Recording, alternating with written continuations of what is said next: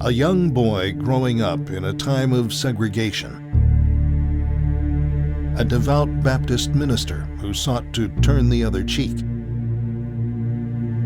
A dreamer moved by destiny into leadership of the modern civil rights movement. This was Martin Luther King, Jr.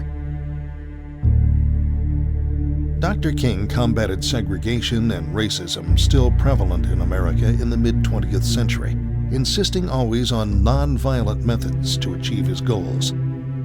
He soon became a national icon of progressive American ideals. In Washington, D.C., on the National Mall, the Martin Luther King Jr. Memorial is a fitting tribute to Dr. King's leadership in the civil rights movement. Dr. King's drive to move America toward the ideals of freedom and equality culminated in the 1963 March on Washington. From the steps of the Lincoln Memorial, Dr. King imagined an end to racial inequality in his I Have a Dream speech, a speech held as one of the greatest pieces of American oratory ever to be spoken. "I have a dream," he said, "that my 4 little children will one day live in a nation where they will not be judged by the color of their skin, but by the content of their character." Heavily influenced by Abraham Lincoln's Emancipation Proclamation and Thomas Jefferson's declaration that all men were created equal, Martin Luther King Jr. gave the nation a vision for unparalleled liberty and equality.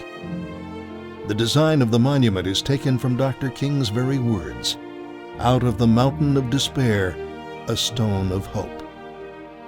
To visit this monument means to literally pass through the mountain of despair on the way to the stone of hope, where Martin Luther King Jr. stands as a beacon.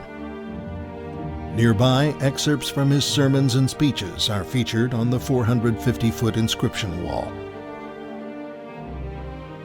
At the Martin Luther King Jr. National Historic Site in Atlanta, Georgia, you can visit the home of his birth and where he played as a child.